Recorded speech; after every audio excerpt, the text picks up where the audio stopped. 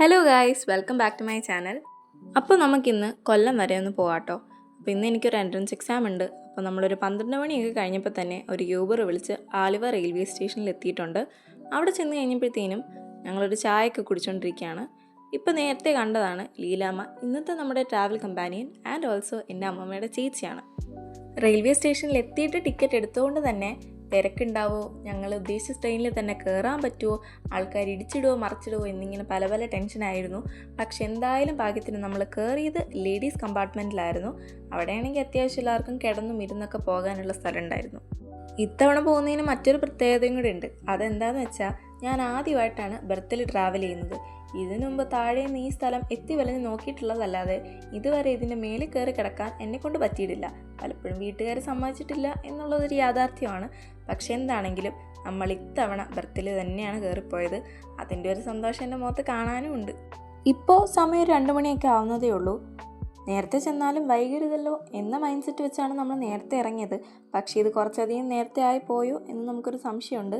എന്നിരുന്നാലും രണ്ടും കൽപ്പിച്ച് നമ്മളങ്ങ് പോവാട്ടോ. ഞങ്ങൾ കയറിയ കമ്പാർട്ട്മെൻറ്റിൽ ആൾ കുറവായതുകൊണ്ടും ബർത്ത് കിട്ടിയതുകൊണ്ടും എനിക്ക് നല്ല സുഖസുന്ദരമായിട്ടൊരു 1.5 മണിക്കൂർ കിടന്നുറങ്ങാൻ പറ്റിയിട്ടുണ്ടായിരുന്നു.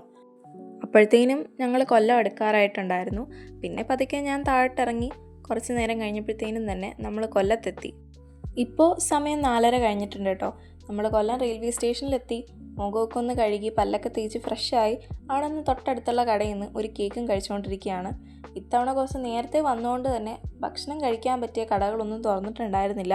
അതുകൊണ്ട് നമ്മളൊരു ചായയിൽ ഒതുക്കി. പിന്നെ നമ്മൾ അവിടെ നിന്ന് ഒരു ഓട്ടോ വിളിച്ച് നമ്മുടെ എക്സാം സെൻറ്ററിൻ്റെ അങ്ങോട്ടേക്ക് പൊയ്ക്കൊണ്ടിരിക്കുകയാണ്. അവിടെ നമ്മൾ കുറച്ച് നേരത്തെ ചെന്നതുകൊണ്ട് തന്നെ നമുക്ക് അവിടെ കുറച്ച് വെയിറ്റിംഗ് ഉണ്ടായിരുന്നു. അത് കഴിഞ്ഞ് നമ്മൾ എക്സാമൊക്കെ എഴുതി പുറത്ത് വന്നിട്ടുള്ള വീഡിയോ ആട്ടോ ഇത്.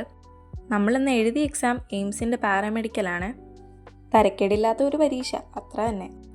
അങ്ങനെ പരീക്ഷയൊക്കെ കഴിഞ്ഞ് ഒരു ഓട്ടോ ഒക്കെ വിളിച്ച് റെയിൽവേ സ്റ്റേഷനിലോട്ട് നമ്മളിപ്പോൾ പൊയ്ക്കൊണ്ടിരിക്കുകയാണ്. അങ്ങനെ നമ്മൾ റെയിൽവേ സ്റ്റേഷനിലെത്തി, ടിക്കറ്റ് എടുത്തു. 11:45 നമുക്ക് ട്രെയിൻ വരുന്നത്. നമ്മൾ നിൽക്കുന്ന പ്ലാറ്റ്ഫോമിൽ നമ്മളെപ്പോലെ തന്നെ വേറെയും ഒരുപാട് ആളുകൾ വെയിറ്റ് ചെയ്യുന്നുണ്ടായിരുന്നു.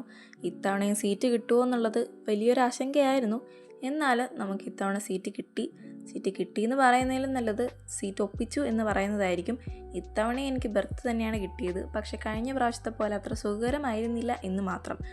ആദ്യം ഒരു ചേട്ടൻ, പിന്നീട് ചേച്ചി, അങ്ങനെ ഞങ്ങൾ 3 പേരായിരുന്നു ആ ബർത്ത് ഷെയർ ചെയ്തത്.